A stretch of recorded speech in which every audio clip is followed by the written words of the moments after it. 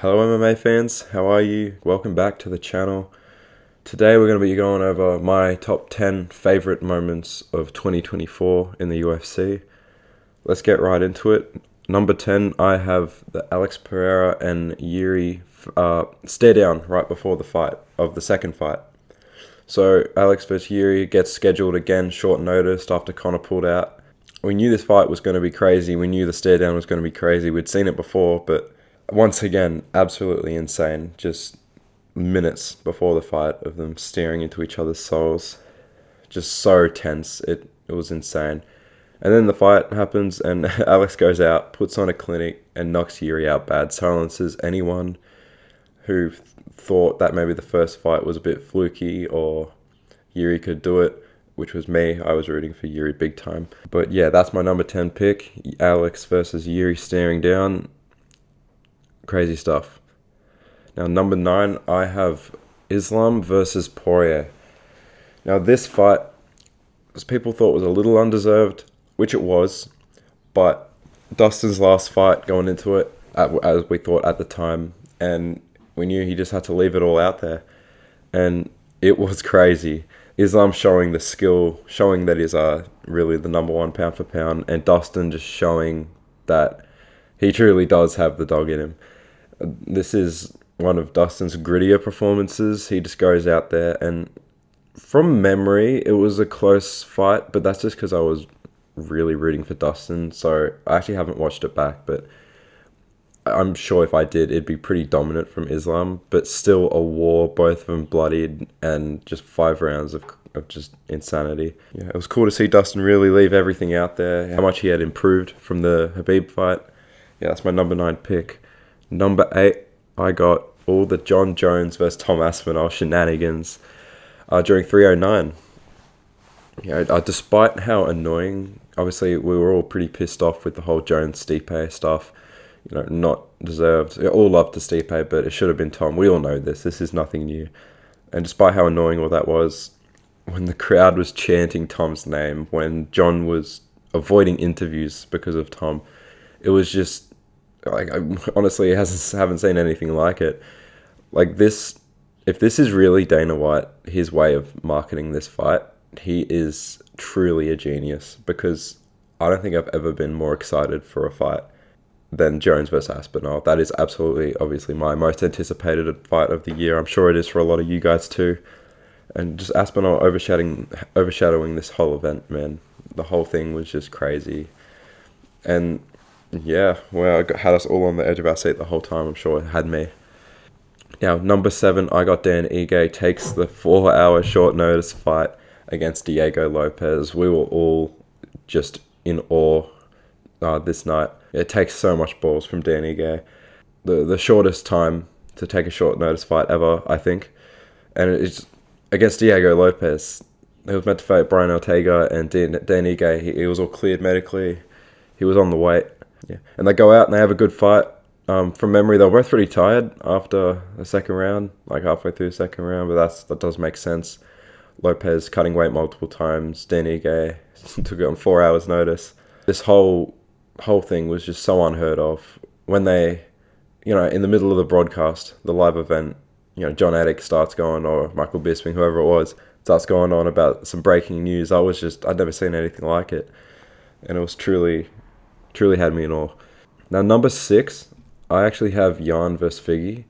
This fight, I feel like it goes under the radar a bit, because we've been waiting for this fight for ages. 2 years ago, this would have been one of the biggest super fights in the UFC, and it lived up to it. It was a fight night main event, and it was awesome. It was such a high display of skill. It was back and forth. Jan, showing that he's not, done, which was awesome to see. I do love Figgy, but Jan is just so smooth. The boxing was beautiful, the wrestling, and this whole fight was just so high level and amazing to see. It was at night for me because it was in China, I think. So it was like the fight happened at like 1:30 a.m. for me, and I always love that because I get that like twice a year. But it was such a good fight and underrated, very underrated. Number 5, big moment for everybody. Dustin Poirier, fraud checks, BSD, Benoit Saint Denis.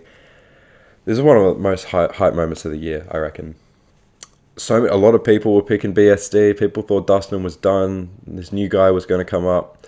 Obviously now the attitude's a bit different towards Saint Denis, but yeah, at the time, man, Dustin goes out and he knocks BSD stiff. He's out after a pretty grueling first round. Jumps the gilly 10 times, and biggest fraud check of the year, from off the top of my head, and one of the most hype moments of the year. I was out of my seat, and I'm not really that reactionary when it comes to fights. Like I'm hype on the inside, but I don't really scream in that. I just yeah. But this fight had me going. I was going crazy for this fight. This was insane, and I was so happy. I was so relieved because I love Dustin. We all love Dustin, and when he got it done, it was just such a huge sense of relief, and definitely one of the moments that stick out from the year. Now this is when we should start getting really good. Number 4. I just got the whole final card of the year, the last fight night in Florida. Man, this was crazy, an insane card. We had the Joe Alvarez knockout, the Sean Woodson knockout, the Tuco Turcos robbery. He obviously got robbed against the Israel Adesanya training partner, Sterling. Yeah, that sucks, but that's all right. Adrian Yanez and Marcos, their boxing match, that was a great display of boxing. Obviously a little bit frustrating at the end when Yanez just didn't go for it, even though Marcos was exhausted. But that's all good. Vitor Petrino, fraud check yet again. I think he was winning the fight, and then he gets Kamaru Usman KO'd by Dustin Jacoby. Manel Cap just schooling Bruno Silva. That was one of the best performances of the year. Obviously, the Buckley fight was crazy, fighting such a high-level Colby. Not Colby's best day, but cannot complain watching Colby get beat up and a new contender really start rising. The Cub Swanson knockout, that goes without saying. The Michael Johnson knockout, that also goes without saying. And it was just honestly one of the best cards of the year, one of the best fight nights ever. This was truly a fight night we're going to look back on and just go, holy shit. Number 3, I have the build-up, hype, and just going into the Topuria versus Holloway fight. This was my most hype fight of the year by a pretty large margin. It was insane. The biggest fight of the year, I reckon. Holloway goes out, he knocks out Justin Gaethje in the best performance of the year. Topuria is coming off his Volkanovski knockout, one of the best featherweight wins of all time. And man, I obviously Topuria was a pretty big favorite, but I thought this was a really close fight. We all did.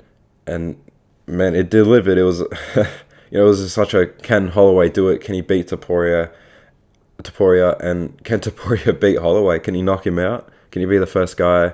And obviously the result was a bit depressing, but it was a good fight. And now Max is going to be at lightweight. Topuria hopefully stays at featherweight, but I'd say overall, this was one of the biggest moments of the year and one of the most hype fights in UFC history. Number 2, the whole build-up to UFC 300. It gets a lot of hate. It did at the time, if you were watching UFC at the time. Each fight announcement was it was either really hype or everyone was like, what the hell is this? They had unrealistic expectations for the card. But if you look back, it's the most stacked card of all time. It's truly insane. Like, people were expecting a McGregor main event, a Jones co-main event, Nate Diaz coming back against Jake fucking Paul or some shit. But no, I got a lot of hate, but it was so fun to watch it all just unfold. All these fight announcements. I remember each time I'd wake up, I'd be so hyped to see a new fight announcement. I was so excited. Every fight announcement was huge, and it was peak oil time. This was when the whole oil thing was really going up. Dana White got oiled up pretty badly. It got pretty bad, but luckily he embraced it. He embraced the oil. That was a great time of the year, and you just kind of needed to be there for it. And obviously the event itself was insane. I don't have that here. I just kind of bunched that included here. And I got an honorable mention here. I got to mention Pereira vs. Roundtree. This was one of the best fights of the year. The underdog with a lot of people thought Roundtree had no chance. He was just going to get knocked out in the first round. And Khalil, he goes out and puts on a show.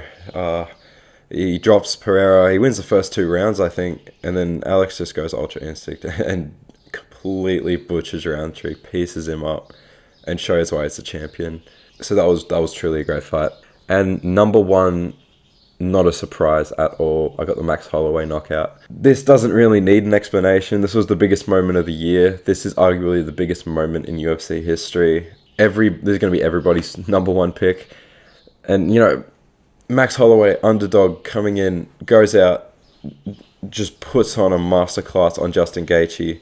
After the Cater win, it was kind of like Max Holloway puts on his best performance, completely destroys Calvin Cater, and it was just like, wow, well, that's a once in a lifetime thing. You're not going to see that kind of dominant performance again. And Holloway, obviously, it was different, but he goes and trumps that, and he absolutely just, what a warrior. I remember seeing on Twitter one guy going like, "What's your reaction if you see this result?" And the result was 4 minutes 59 seconds into round 5, Max Holloway knockout, and it fucking happened. Probably my favorite UFC moment of all time. Probably your favorite UFC moment of all time. Absolute insanity. Alright guys, thank you so much for watching this video. Make sure to subscribe. We're coming for all of them. We're coming for Bedtime. We're coming for Weasel. These guys don't stand a chance. I appreciate all the support on the first video. That was awesome. Great to see. I really appreciate it. And I'll see you guys soon. You guys have a good day. Happy New Year. And can't wait to see what's next for 2025 UFC. See ya.